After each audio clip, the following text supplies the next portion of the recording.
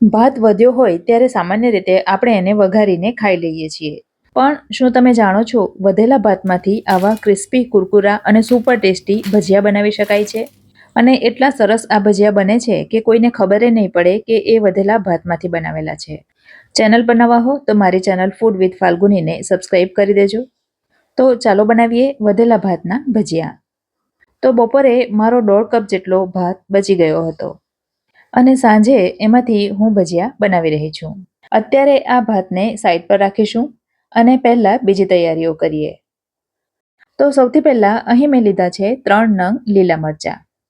આ મરચાં થોડા મોડા હોય એ પ્રકારના છે. તો મરચાંને એકદમ ઝીણા ઝીણા ચોપ કરી લઈશું. સાથે 3 મરચાં ડીટા સહિત આખા રાખ્યા છે, જેને ભજીયા સાથે તળીને ઉપયોગમાં લઈશું. તો એમાં ચપ્પુની મદદથી ઊભા કટ લગાવી દઈશું. હવે લીધા છે 2 નંગ તીખા મરચાં અને એને પણ ઝીણા ઝીણા ચોપ કરી લઈશું. અહીં તીખું તમે તમારી જરૂરિયાત પ્રમાણે વધતું ઓછું કરી શકો છો. હવે લીધી છે કોથમીર અને એને પણ ઝીણી ઝીણી સુધારી લઈશું. હવે લીધો છે 1 ઇંચ જેટલો આદુનો ટુકડો, જેને પણ ઝીણો ચોપ કરો તો વાંધો નથી, પણ આપણે છીણીમાં છીણી લઈશું. તો અત્યારે એને સાઈડ પર રાખીએ. હવે લીધી છે 2 મીડિયમ સાઇઝની ડુંગળી. તો ડુંગળીને એકદમ પાતળી પાતળી સ્લાઇસમાં કટ કરી દઈશું. તો આ રીતે બંને ડુંગળીની સ્લાઇસ કરી લીધા પછી એને આ રીતે હાથથી મસળી છૂટી છૂટી કરી લેવાની. હવે આ તરફ ભાત જે આપણે લીધો હતો એને હાથ વડે થોડો થોડો મસળી લઈશું, જેથી ભજીયામાં ભાતના દાણા દાણા ન દેખાય. જરૂર લાગે તો 1-2 ચમચી પાણી લેવાનું. તો ભાતને એકદમ સરસ રીતે મસળી લીધા પછી આપણે જે વસ્તુઓ સુધારીને રાખી છે એ બધી જ અંદર ઉમેરી દઈશું. એટલે કે મરચાં, કોથમીર અને ડુંગળી ત્રણેયને ઉમેરી દઈશું. હવે જે આદુનો ટુકડો આપણે રાખ્યો હતો એને નાની ચીઝ છીણવાની છીણીથી છીણી લઈશું. તો લગભગ અડધા ઇંચ જેટલું આદુ મેં છીણીને લીધું છે.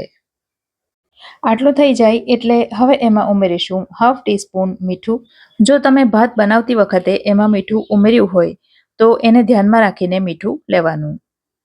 સાથે જ 1/2 ટીસ્પૂન લીધી છે હળદર.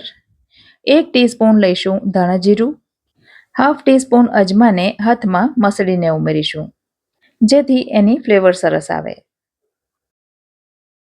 ચપટી જેટલી ઉમેરીશું હિંગ અને 1 ટીસ્પૂન ઉમેરીશું કાશ્મીરી મરચું. કાશ્મીરી મરચું માત્ર કલર માટે જ હોય છે. જો તમને તીખું વધારે પસંદ હોય તો તીખું લાલ મરચું પણ ઉમેરી શકાય.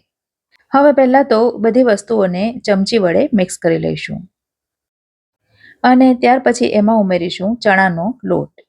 તો મેં અહીં અડધો કપ ચણાનો લોટ લીધો છે. 1.5 કપ ભાત અને 2 ડુંગળી સાથે અડધો કપ ચણાનો લોટ પૂરતો છે.